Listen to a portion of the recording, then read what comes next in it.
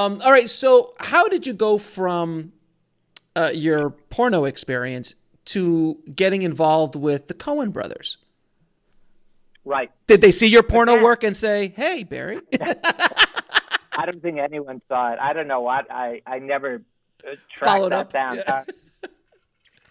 Again, it has to do with me owning a 16 millimeter camera. I was at a party, a Christmas party with people I didn't know. I knew the hostess, but that was it. And there was one guy across the room who seemed to not be friends with everyone. A tall guy that kind of looked like Howard Stern, and that was Joe Coen. Right. And we started to talk because we were the only guys not talking to anyone else. And he had gone to NYU undergraduate school, but I didn't know him at all from there.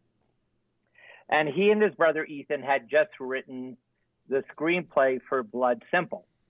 And Joel was the assistant editor on Evil Dead, Sam Raimi's first movie. And Sam told Joel that the way to raise money to make an independent film was to shoot a trailer as if it was a finished movie and use that trailer to show it to, dentist investing clubs and doctor investing clubs and rich friends of your parents or whatever, because no one can read a script and say, oh yeah, I've never worked on I'm a dentist, but I'm reading the script and I think it sounds like a good movie. And also Joel and Ethan had never done anything.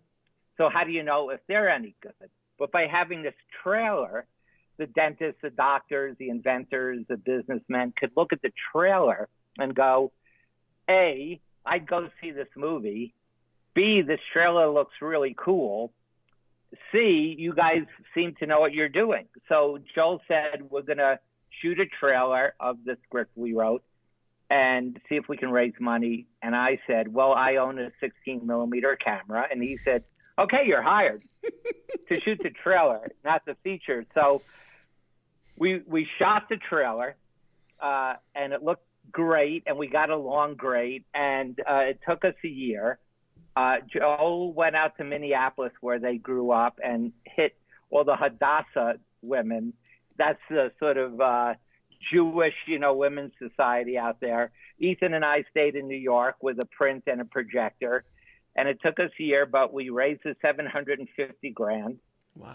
And went to Austin, Texas. And the first day shooting Blood Simple was the first day that Joel, Ethan, or I had ever been on a movie set.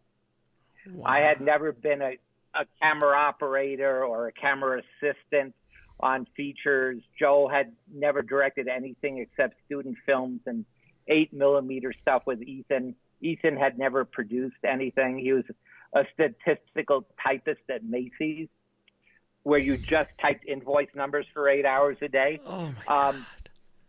So I always tell people,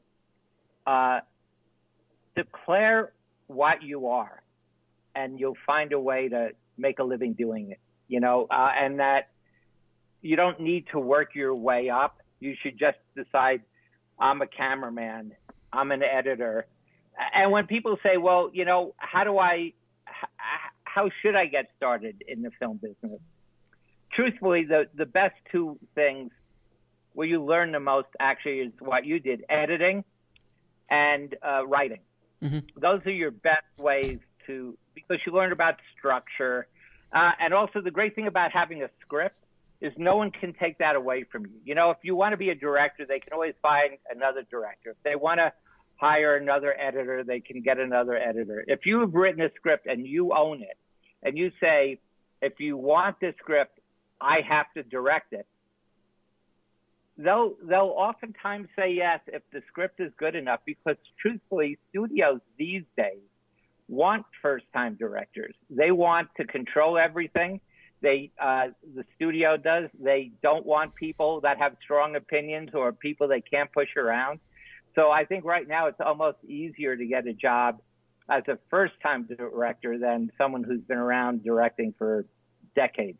That's it's why. interesting time. Yeah, it is interesting because I think Ridley Scott came out and said, he goes, I can't believe they're giving these $200 million franchise films to a 25-year-old or Right. a young kid, and he's very talented, or she's but it's not. It makes no sense. Why wouldn't you hire Ridley or yourself or somebody who's been down that road? And that makes absolute sense. It's because the studios want to control everything. The studios don't really understand what directors do and think that they can do it, and that directors are like traffic cops. Mm-hmm. And, so all those Marvel movies look for first and second time directors for the most part until they're in the family. It's very interesting.